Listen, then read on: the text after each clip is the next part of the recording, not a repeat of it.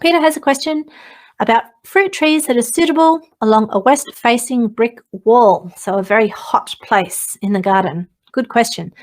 So Peter is in Coffs Harbour in New South Wales, and Peter's wanting to manage the temperature of my home, which is a 1950s fibro. The rear faces west and can get very hot in summer.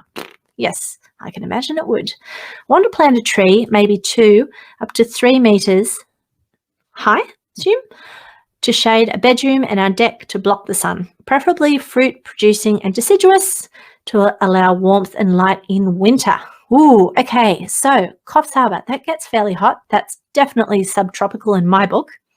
And you're looking for something that's deciduous, yet if it's on a west-facing wall, you're looking for something that's super, super hardy, that isn't going to go boom in the middle of summer. I would look at things like mulberries. The good old mulberry is a really, really hardy tree. It's also a fire break. It's also fire retardant. They are amazing. Mulberry leaves are up to 30% protein, so you can feed them to chickens, you can feed them to cows and goats. It's an incredible tree. And of course, it's got the beautiful mulberries. You can also get white mulberries if black mulberries and the blackbird poo that comes from black mulberries all over your washing line isn't what you're really looking for. There's also white mulberries. Look them up. The white chatoot is one of the best. And then of course mulberries are deciduous, so then that will be coming off over winter and that light can come streaming in.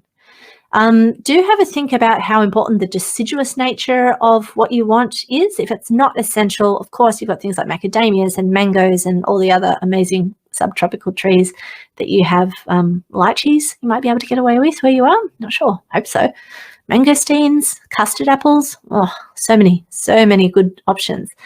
But do check for hardiness. Have a real think about how hardy it needs to be and have a think about how deciduous it needs to be in your climate.